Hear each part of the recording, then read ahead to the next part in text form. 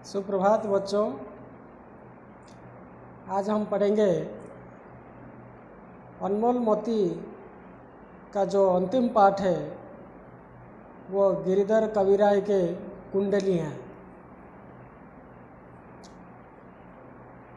तो गिरिधर कविराय के कुंडलियाँ पढ़ने से पहले हम गिरिधर कविराय के जीवन परिचय के बारे में थोड़ा बहुत जानने की कोशिश करेंगे।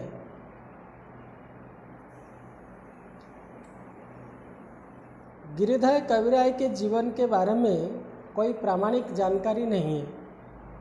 मतलब वो कहाँ पर पैदा हुए थे और कब पैदा हुए थे, इसका कोई प्रामाणिक तथ्य अभी तक नहीं मिला है। लेकिन शिव सिंह सेंगर ने इनका जन्म काल, एक व्यक्ति है जिनका नाम है शिव सिंह सेंगर, ने कविवर गिरिधर कविराय का जन्म काल बताया है सन 1713 में। लोग इन्हें अवध का निवासी मानते हैं, लेकिन लोगों का कहना है कि ये जो गिरिधर कविराय थे वह अवध के निवासी थे। कविराय नाम से ऐसा लगता है कि वे जाति के भाट थे। उनके नाम से जाना जाता है कि वे भाट जाति के थे। जो भी हो, गिरिधर कविराय रीतिकाल के प्रसिद्ध नीति काव्यकार के रूप में सुपरिचित हैं। गिरिधर कविराय जो है वो रीतिकाल के प्रसिद्ध नीति काव्यकार के रूप में सुपरिचित है, यानी रीतिकाल के वो नीति काव्यकार के रूप में वो परिचित हैं। उनकी कुंडलियाँ विख्यात हैं। उन्होंने जो कुंडलियाँ लिखे हैं वो सब कुंडलियाँ विख्यात हैं और उत्तर भारत की जनता में खूब प्रचलित हैं। अभी हमने उससे पहले दोहा के बारे में जाना, पद जाना। अब ये है कुंडलियाँ।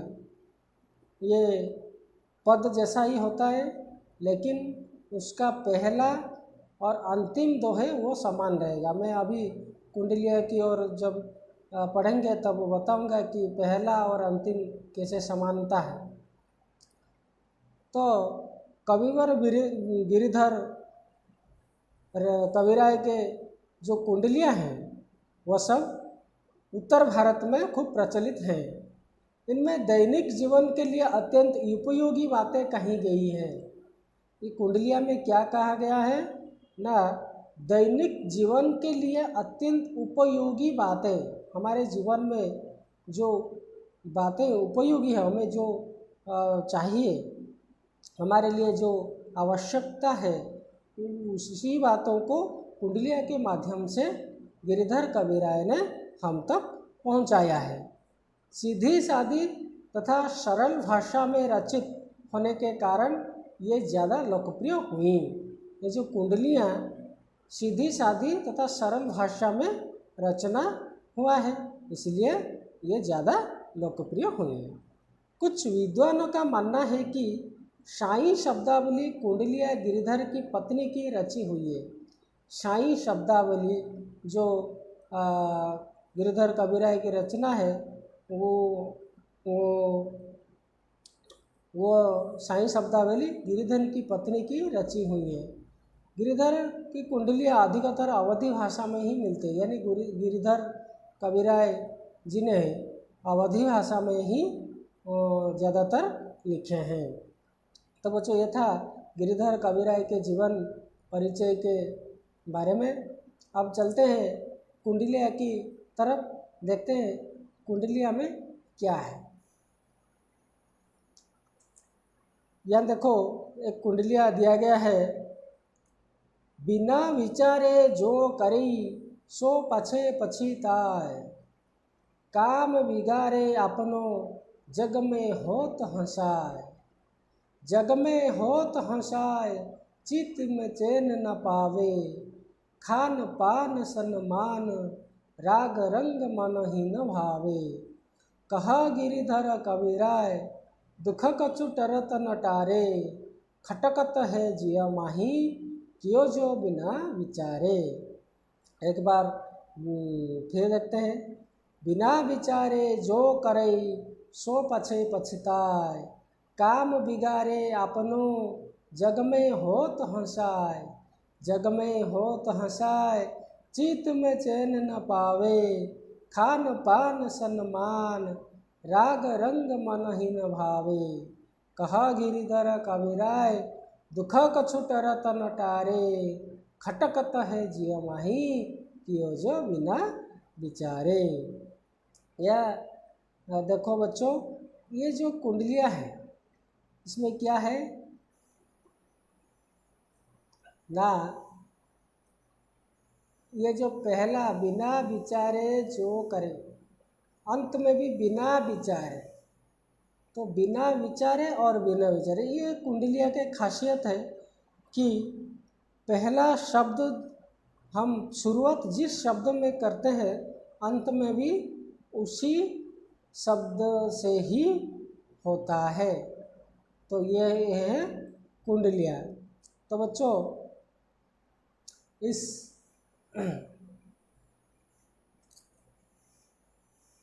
इसमें क्या क्या कठिन शब्द है हम क्या करेंगे ना, उसके बारे में आलोचना। तो बच्चों इस कुंडलिया में जो जो कठिन शब्द है देखो, यह पहला है सो। सो का मतलब होता है वह। पाछे, पाछे का मतलब होता है पीछे या बाद में। एक और कठिन शब्द है पछताए। पछताए का मतलब है पश्चाताप या अनुताप। बिगाड़े, बिगाड़े का मतलब है बिगाड़ना। अपनों, अपनों का मतलब होता है अपना या खुद का। जग, जग का मतलब होता है ये संसार। हो तो मतलब होना। हंसाए मतलब हंसी मजाक। चित्त मतलब हमारा मन। चैन मतलब आराम या शांति। पावे, पावे का मतलब होता है पाना या मिलना। पान, पान का मतलब है बच्चों पीना। राग, राग मतलब गीत संगीत आदि। भावे, भावे का मतलब है पसंद आना। कछु का मतलब है कुछ। टरत का मतलब होता है टलना या हटना। टरे का मतलब होता है टालना। खटकत मतलब बुरा लगना। जिय मतलब हृदय और मन।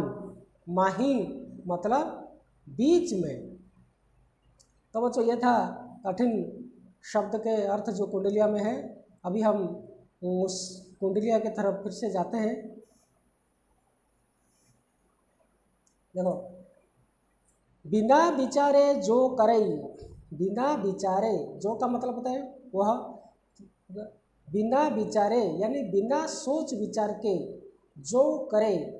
जो व्यक्ति बिना सोच विचार के किसी भी कार्य करता है, अगर वो अपने वश की काम नहीं होता है, वो अगर नहीं करता है या कुछ गलत काम करने के लिए कदम उठा लेता है, अगर वो व्यक्ति बिना सोच विचार के कुछ कार्य करता है, सो पाछे पछताए। यानी सो मतलब वह व्यक्ति, वह मतलब कौन, जो बिना सोच विचार के काम करता है वो पाछे, पाछे मतलब बाद में या पीछे, बाद में पछताए मतलब पश्चाताप करता है, अनुताप करता है।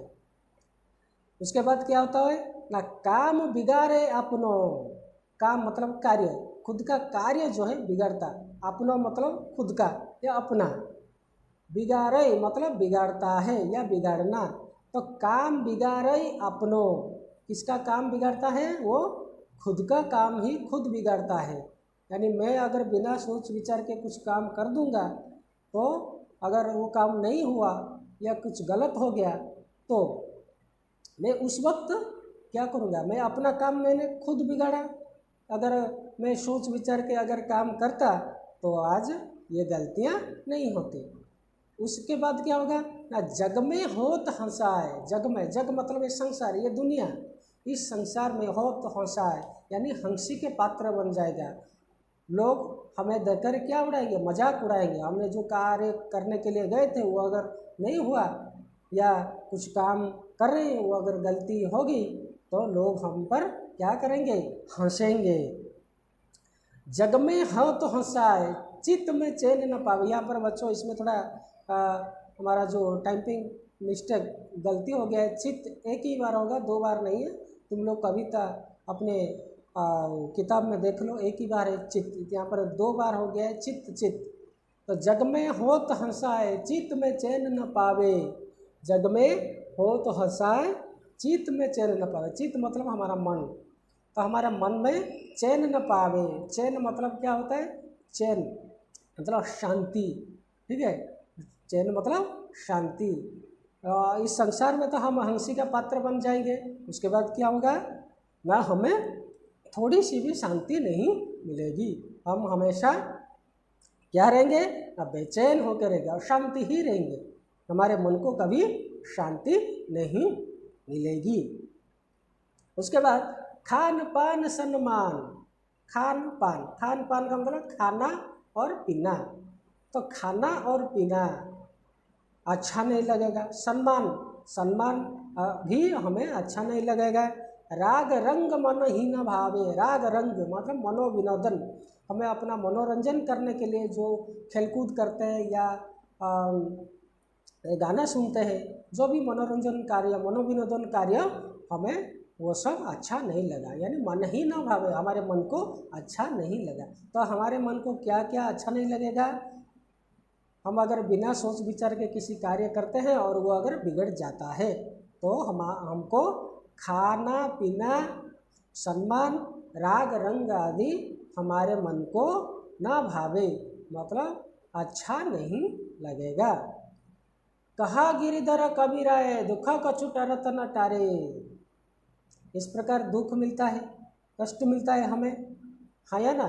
दुख कछु, कछु का मतलब कुछ, तो इस प्रकार दुख, टरत न मतलब टालना, तो दुख को टालने पर भी ना टारे, मतलब वो हटता नहीं है, वो टलता नहीं है, हमसे दूर नहीं जाता है, हमारे पास में ही रहता है।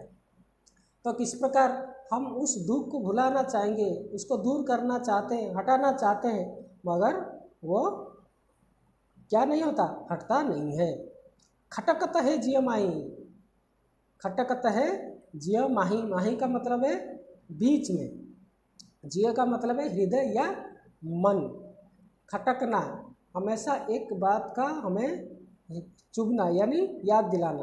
तो खटकता है जिय माही, हमारे मन में एक ही बात बीच बीच में आती है कि क्या, कियो जो बिना विचारे, मैंने ये काम बिना सोच विचार के क्यों किया है। तो यही बात हमारे मन में हमेशा रहता है। तो बच्चों ये था इस कुंडलिया का अर्थ। तो कवि गिरिधर कविराय ने हमें इस कुंडलिया के माध्यम से अति सुंदर वार्ता दी है, जिससे कि हमें हर काम को कैसे करना है, सोच विचार के साथ करना चाहिए। अगर सोच विचार के साथ नहीं करते हैं, अगर बाद में वो काम बिगड़ जाता है तो हम इस संसार में हंसी का पात्र बन जाते हैं। हमें हमारे मन को अच्छा नहीं लगता। खाना पीना, सम्मान, राग रंग यानी मनोविनोदन कार्य कुछ भी हमें अच्छा नहीं लगता। और उस दुख को जितना भी कोशिश करते हैं कि टालने के लिए, हटाने के लिए, हमसे दूर करने के लिए, लेकिन हमारे मन में सिर्फ एक ही बात हमेशा खटकती है कि मैंने ये काम बिना सोच विचार के क्यों किया है। तो बच्चों चलो आगे बढ़ते हैं। तो इस कुंडलिया का भावार्थ यही है कि हर व्यक्ति को सोच विचार करके काम करना चाहिए। जो बिना विचार के काम में लग जाता है उसे बाद में पछताना पड़ता है, क्योंकि उसका काम बिगड़ जाता है। संसार में वह हंसी का पात्र बनता है, मानसिक रूप से बेचैन रहता है, खान पान और मान सम्मान उसे अच्छे नहीं लगते, मनोविनोद के सारे साधन फीके लगते हैं, दुख को दूर करने के सारे प्रयत्न बेकार हो जाते हैं, मूल्यवान समय बर्बाद हो जाता है। बार बार यह बात उसके मन में व्यथित करती है कि बिना सोच और विचार के मैंने यह काम क्यों किया। अतएव क्या कोई भी काम करने से पहले हमें भली भांति सोच विचार कर करना चाहिए, ताकि क्या बाद में हमें पछताना ना पड़े। तो बच्चों, इस कुंडली आभा इस पद्य का मुख्य जो विषय क्या है कि हमें कोई भी काम बिना सोचे विचार के नहीं करना चाहिए, जिसके कारण निकट भविष्य में हमें उसका पछतावा हो।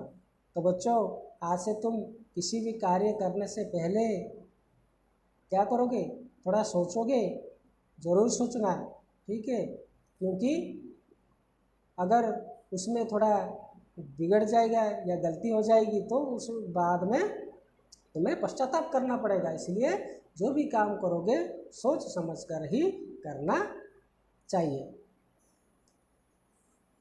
अच्छा, अभी हम तो तुम्हारी किताब में जो दिया गया है प्रश्न और अभ्यास आलोचना करेंगे। तुम्हारी किताब निकालो, प्रश्न है उसमें देखो।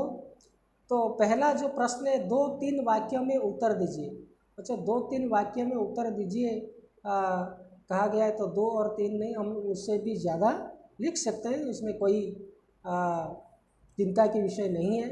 तो पहला प्रश्न जो है, बिना सोच और विचार के काम करने से क्या नतीजा होता है। हमने अभी अभी कुंडलिया आलोचना की है, तो आप लोगों को पता होगा ज़रूर, है कि नहीं। बताओ कि बिना सोच और विचार के काम करने से क्या नतीजा होता है। ना बिना सोच और विचार के काम करने से बाद में पश्चाताप या पछताना पड़ता है, क्योंकि उसका काम बिगड़ जाता है, संसार में वह हंसी के पात्र बन जाता है, मानसिक रूप से वो बेचैन रहता है और उसे खाना पीना मान सम्मान कुछ भी अच्छा नहीं लगता। उसके मन में बीच बीच में एक ही बात आती है कि मैंने बिना सोच विचार के यह काम क्यों किया। तो अब चलेंगे दूसरा प्रश्न की ओर। दूसरा प्रश्न है, देखो, 1 या 2 वाक्य में उत्तर दीजिए। बच्चों, जो दिया जाता है उसे पहले अच्छे से समझ लो। 1 या 2 वाक्य में, यानी 1 या 2 वाक्य में उसे उत्तर देना है। तो पहला प्रश्न है, कौन पीछे पछताता है। यहाँ पर बताओ, जो व्यक्ति बिना सोच विचार के काम करता है वो पीछे पछताता है कि नहीं बच्चों। बिना विचारे जो करे सो पछताए। इसका यही है कि जो व्यक्ति बिना सोच विचार के काम करता है वह पीछे पश्चाताप करता है। दूसरा प्रश्न है, ख, देखिए कि जगत में किसकी हंसी होती है। जगत में किसकी हंसी होती है आप लोगों को पता है। हाँ, क्या ना, जगत में बिना सोच विचार के काम करने वाले की हंसी होती है। मुझे ग का प्रश्न देखो, कौन अपना काम बिगाड़ता है। कौन अपना काम बिगाड़ता है ना, जो व्यक्ति सोच विचार कर काम नहीं करता वो अपना काम बिगाड़ता है। चौथा प्रश्न है, घ का, मन में कौन सी बात खटकती है। मन में जो व्यक्ति बिना सोच विचार के काम कर लेता है, बाद में वो पश्चाताप करता है, तो उस समय उसके मन में क्या चलता है। तो उत्तर है, मन में हमेशा यही बात खटकती है कि मैंने ये काम बिना विचारे क्यों।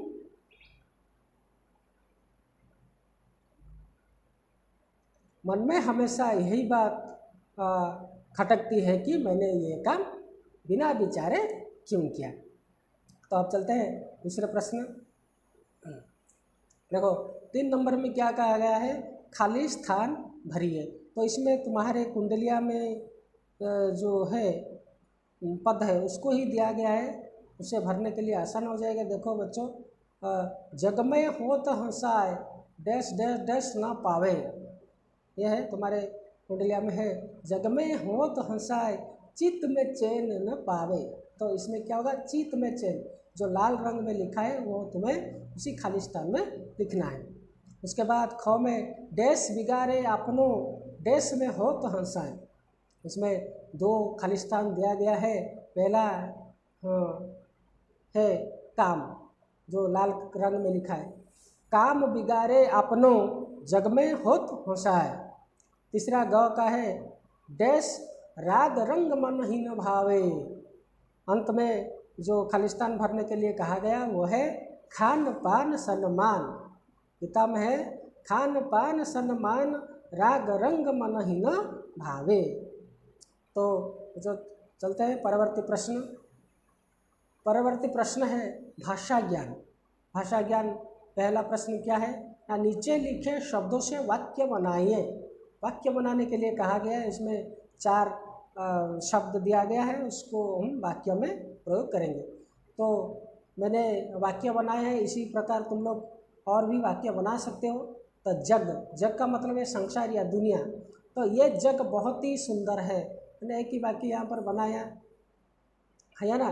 या संसार में या जग में मिलजुल कर रहना चाहिए, इस प्रकार आप भी कुछ बना सकते हो। चैन, प्रार्थना करने से चैन मिलती है। मुझे आज चैन की नींद आई थी। इस प्रकार आप भी अपने तरीके से कुछ वाक्य बनाइए। खान पान, मरीजों को खान पान अच्छा नहीं लगता। आप अपने तरीके से भी वाक्य बना सकते हैं खान पान शब्द को लेकर। दुख के बाद सुख आता है ना। या तो हम एक तुलसीदास के लिए दुख में सुमिरन सब करे है ना, सुख में करे ना कोई। हाँ, दुख में भगवान को सब याद करते हैं। इस प्रकार तुम अपने हिसाब से भी बना सकते हो। तो अब आगे देखेंगे। भाषा ज्ञान का जो है वो दूसरा प्रश्न है, दिए गए उदाहरण की तरह पाठ से दूसरे तुकांत शब्द को छांटिए। तुकांत मतलब अंत में जो है, ये देखो उदाहरण एक दिया है, पछताए और हंसाए। पछताए में क्या है? अंत में यह है, और हंसाए में भी यह है। इस प्रकार अंत में जो समानता है उसी प्रकार शब्द को हम ढूंढेंगे। देखो मैंने कुछ लिखा है यहाँ पर, विचारे, अंत में र है। बिगारे, बिचारे का जो तुकांत है वो है बिगारे, अंत में भी र है, अंत में भी रा है। पावे, भावे, वे वही है, दोनों में समानता है। टारे, बिचारे। खान पान एक ही शब्द है, तो खान पान के साथ कौन मिला है? सम्मान, क्योंकि खान पान के अंत में न है और सम्मान शब्द के अंत में भी न है। चित्त के अंत में क्या है? त है, तो उसके तुकांत वाला शब्द होगा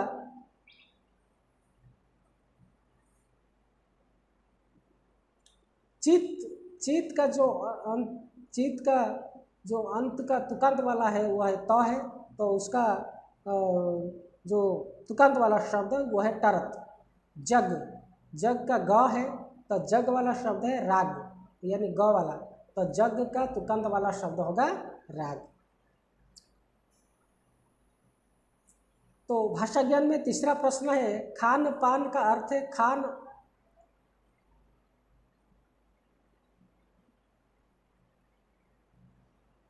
पान का अर्थ है खान और पान।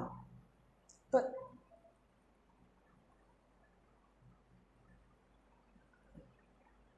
खान पान का अर्थ है खान और पान। इसी प्रकार और 5 उदाहरण दीजिए। तो हम दिन रात लिख सकते हैं, सोते जागते, उठते बैठते, पढ़ा लिखा, आना जाना, जीना मरना। इस प्रकार आप लोग अपने हिसाब से भी कुछ उदाहरण दे सकते हो। तो बच्चों, आज हमने कुंडलिया कविराय गिरिधर की जो कुंडलियाँ थी उसको हमने आलोचना किया। इस पाठ का मुख्य बिंदु है, हमने किसी भी कार्य करने से पहले अच्छे से सोचना है, विचार करना है, उसके बाद करना है ना। अगर ऐसा नहीं करते हैं तो हमें बाद में पश्चाताप करना पड़ता है। उसके साथ साथ इस पाठ में जो प्रश्न और अभ्यास था उससे इसको भी हमने आलोचना किया है। तो आप लोग इस पाठ को जो प्रश्न और अभ्यास दिया गया है अपने खाता से लिखो और अपने व्हाट्सएप ग्रुप जो भी है स्कूल में किया गया है उसको अपने शिक्षक को ज़रूर भेज, आपके शिक्षक आपको ज़रूर बताएंगे। ठीक है, तब तक के लिए हमें इजाज़त दीजिए। धन्यवाद।